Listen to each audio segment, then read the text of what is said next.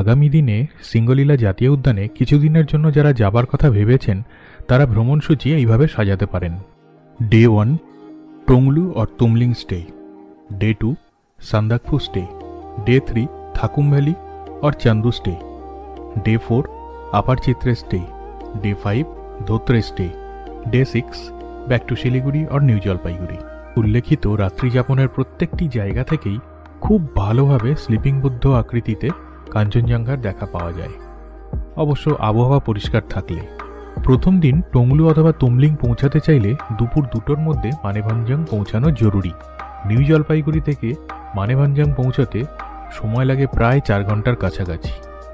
For more details, homestay booking and any kind of Singalila range related assistance, call or WhatsApp 7278743430।